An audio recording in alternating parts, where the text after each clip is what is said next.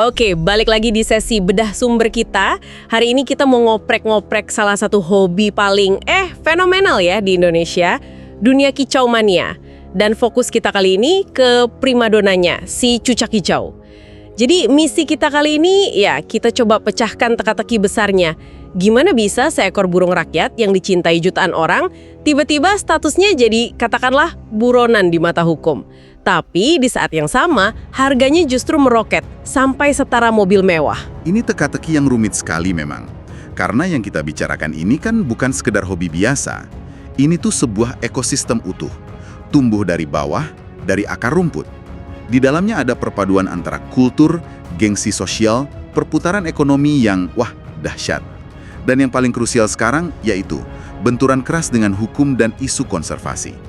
Di balik semua kemeriahan lomba, di balik angka-angka fantastis yang nanti kita bahas, ada tarik-menarik kepentingan yang sangat fundamental. Benar.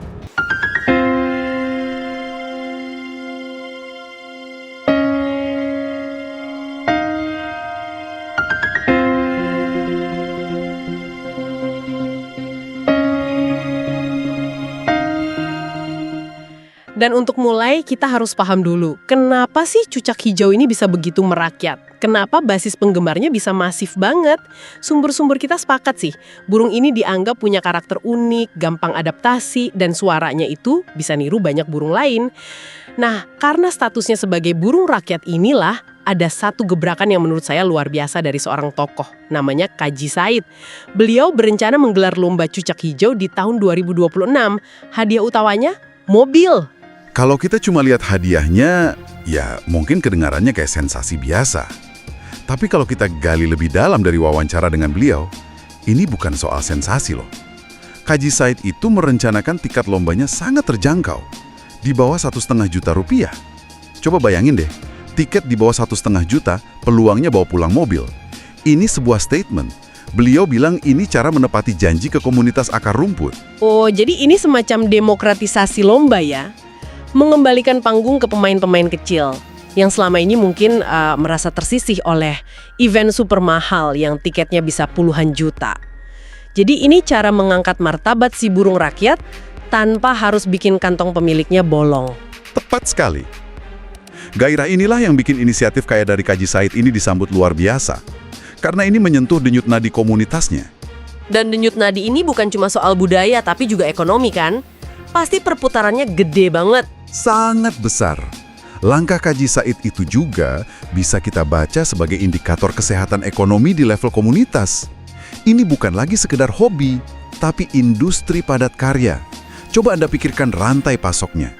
Ada peternak jangkrik, kroto, penjual pakan, para joki atau perawat burung profesional, sampai UMKM yang jualan di sekitar arena lomba atau di pasar burung, kayak Pasar Sukahaji di Bandung. Semua ikut hidup.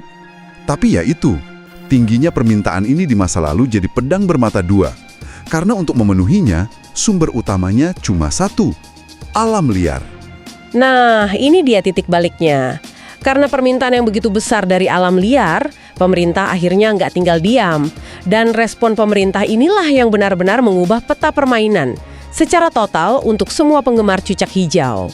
Tepat sekali. Kita bicara tentang perubahan yang sangat fundamental.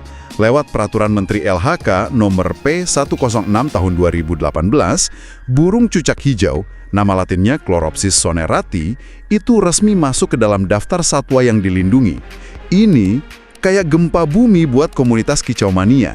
Tunggu. Jadi dari yang tadinya bebas dipelihara, bebas diperjualbelikan, tiba-tiba dalam satu peraturan statusnya berubah 180 derajat. Artinya apa ini secara praktis? Buat orang yang katakanlah punya 1 ekor cucak hijau di rumahnya. Artinya sangat besar. Sejak peraturan itu berlaku, semua aktivitas, mulai dari menangkap di alam, memiliki, menyimpan, apalagi memperjualbelikan cucak hijau tanpa izin resmi, itu semua adalah tindakan kriminal. Konsekuensi hukumnya nggak main-main. Sumber kita merujuk pada UU nomor 5 tahun 1990, ancamannya itu pidana penjara maksimal 5 tahun, dan denda paling banyak 100 juta rupiah. Wow, itu serius sekali. Tapi kenapa langkah drastis ini diambil? Pasti ada alasan kuat di baliknya. Alasannya, data populasi. Berbagai studi dan laporan lapangan menunjukkan populasi cucak hijau di alam liar itu menurun drastis akibat perburuan yang masif dan gak terkendali untuk memenuhi permintaan pasar. Jadi, peraturan ini pada dasarnya adalah rem darurat yang ditarik pemerintah untuk mencegah kepunahan. Tapi pemerintah juga sadar, burung ini kan sudah mendarah daging di masyarakat. Nggak bisa kan tiba-tiba main sita semua burung? Oke, jadi ini pesan penting ya buat Anda yang mendengarkan dan mungkin punya cucak hijau di rumah. Sertifikat BKSDA itu bukan lagi pilihan, tapi kewajiban mutlak. Tanpa itu, secara hukum posisi Anda sangat lemah. Dan ini membawa kita ke sebuah paradoks yang luar biasa, yang sering terjadi saat regulasi ketemu pasar yang sangat bergairah. Betul sekali. Saat pemerintah menekan tombol lindungi, mereka secara nggak sengaja menciptakan kelangkaan artifisial untuk stok yang legal. Burung yang tadinya cuma hobi, tiba-tiba jadi aset investasi. Burung yang bersertifikat sekarang bukan cuma jaminan legalitas, tapi jadi semacam saham blue chip di dunia kicau mania. Nilainya meroket. Dan kalau kita bicara soal nilai yang meroket, ada satu transaksi dari sumber kita yang benar-benar bikin saya geleng-geleng kepala. Pada Juni 2025, seekor cucak hijau jawara bernama Komandan terjual, coba tebak berapa? 200 juta rupiah. Tunai. Ini angka gila untuk seekor burung. Penjualnya Cak Nan, pembelinya Rifki dari Malang. Yang lebih gilanya lagi itu proses transaksinya. Dari transkrip wawancara, Rifki sang pembeli ini ngaku beli Komandan hanya berdasarkan feeling. Dan intuisi setelah lihat fotonya di TikTok, dia belum pernah sekalipun lihat langsung burung itu tampil di arena lomba. Tunggu dulu. Jadi orang ini keluar uang 200 juta rupiah setara harga mobil cuma berdasarkan video TikTok dan intuisi. Itu kedengarannya sangat gak masuk akal. Pasti ada sesuatu yang lain. Di sini kayaknya peran perantara jadi vital banget ya. Tepat sekali. Dalam transaksi ini ada nama kunci. Ervan dari Apan 805 Tim di Klaten, yang dikenal sebagai pusatnya cucak hijau jawara. Dia bukan sekedar penghubung atau makelar biasa. Dalam transaksi level ini, makelar kayak Ervan ini adalah seorang validator. Dia mempertaruhkan reputasi dan namanya sendiri. Dia adalah orang yang bisa bilang, saya jamin burung ini kualitasnya istimewa dan jaringannya akan percaya. Tanpa penjamin seperti dia, transaksi sebesar itu, apalagi tanpa lihat burungnya langsung, mungkin gak akan pernah terjadi. Jadi dia semacam kurator gitu ya, yang menjamin kualitas dan reputasi. Dan ini bukan satu-satunya kasus. Ada lagi dari sumber yang sama, cucak hijau Messi, juga lewat perantara Ervan Adi, laku terjual 75 juta rupiah. Pembelinya Ronald Seftanu. Ini nunjukin kalau pasar untuk burung berkualitas dan legal itu benar-benar ada dan sangat kuat. Betul, peran makelar ini sangat strategis dalam ekosistem ini. Berdasarkan analisis sumber kita, perannya ada 3. Pertama, jelas, menghubungkan penjual dan pembeli. Kedua, dia sumber informasi terpercaya, kasih data soal kualitas, kelebihan, bahkan kekurangan si burung. Ketiga, dan ini yang paling penting untuk transaksi besar, dia itu backing atau penjamin. Dan transaksi fenomenal Komandan, senilai 200 juta ini, jadi semacam pemantik ya. Ini membuktikan kalau kelas cucak hijau, meskipun sudah dilindungi, tetap punya gengsi dan potensi ekonomi yang luar biasa. Ini secara nggak langsung juga mendorong orang untuk beralih ke penangkaran legal kan? Kalau harga burung jawara yang legal bisa setinggi itu, insentif ekonominya jadi besar banget untuk beternak secara sah. Tepat. Ini adalah peluang emas. Diperkirakan perputaran uang dari seluruh bisnis penangkaran burung di Indonesia bisa mencapai 2 triliun rupiah per tahun. Ini adalah ceruk ekonomi yang sangat besar jika bisa dikelola dengan baik, secara legal, dan berkelanjutan, tanpa harus merusak populasi di alam liar. Namun, di balik semua potensi ini, ada juga sisi gelap dan risiko yang nggak bisa kita abaikan. Nah, ini dia. Di satu sisi ada kultur, hobi, uang besar. Di sisi lain, ada ancaman hukum dan berbagai jebakan di lapangan. Sumber kita menyoroti bagaimana terminal bus antar kota seringkali jadi infrastruktur kunci untuk distribusi burung ilegal. Pengiriman yang legal itu prosesnya nggak sederhana. Betul, pengiriman legal itu wajib pakai dokumen yang namanya SATS-DN, Surat Angkut Tumbuhan dan Satwa Liar Dalam Negeri. Dan surat ini nggak bisa didapat untuk sembarang burung, hanya bisa untuk burung yang sudah terdaftar di BKSDA atau yang merupakan hasil penangkaran generasi F2.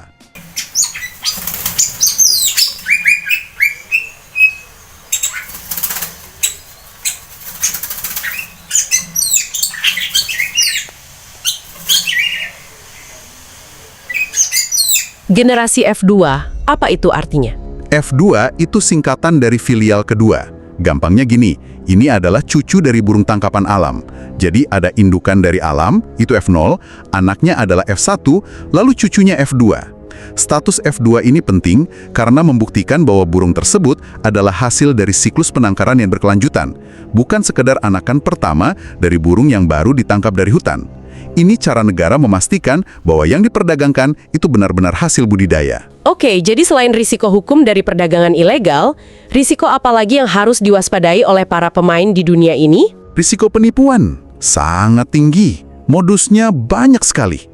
Sumber kami mencatat ada kasus dugaan penipuan dalam sebuah event lomba di Bengkulu. Total kerugian pesertanya ditaksir sampai 500 juta rupiah. Ada juga penipuan online yang marak di media sosial kayak Facebook. Modusnya klasik. Penipu pasang foto atau video burung jawara milik orang lain, ditawarin dengan harga miring, terus setelah korban transfer uang, si penipu langsung menghilang. Saya juga baca soal ketidakpastian hadiah lomba ini pasti bikin frustrasi para peserta ya. Datang jauh-jauh, sudah keluar biaya besar, ternyata hadiah utamanya nggak jadi keluar. Benar. Kalau dari sisi praktis untuk para pemainnya, gimana? Untuk para pemilik burung, disarankan lebih selektif. Fokuslah pada event-event yang sudah punya rekam jejak dan kredibilitas tinggi. Idealnya, mereka punya dana cadangan untuk jamin hadiah utama tetap keluar, demi menjaga kepercayaan jangka panjang dari komunitas. Baik, kita sudah membedah banyak sekali lapisan dari dunia cucak hijau ini ya. Mulai dari statusnya sebagai burung rakyat yang punya akar budaya kuat, lalu terbentur dilema hukum yang menjadikannya satwa dilindungi, hingga melahirkan ekonomi fantastis dengan transaksi ratusan juta rupiah, tapi juga penuh dengan resiko dan tantangan. Jadi kalau kita tarik benang merahnya, apa kesimpulan dari semua ini? Dunia kicau mania cucak hijau ini adalah sebuah mikrokosmos yang sangat Indonesia. Di dalamnya kita bisa lihat gairah komunitas yang luar biasa besar, ekonomi akar rumput yang menggeliat kuat, berhadapan langsung dengan kebutuhan mendesak akan penegakan hukum dan kesadaran lingkungan. Status dilindungi ini telah menciptakan sebuah realitas baru yang sangat kompleks. Ini bukan lagi sekedar hitam putih antara hobi dan kejahatan, tapi sebuah area abu-abu di mana jutaan orang harus beradaptasi.